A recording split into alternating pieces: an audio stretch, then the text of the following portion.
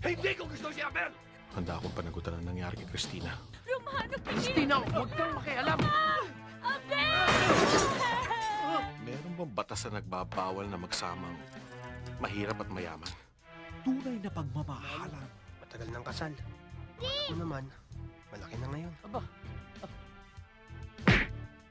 Pati ito! Nakita mo to? Bato to! Bato! Walang katapat! Meron! Bato rin.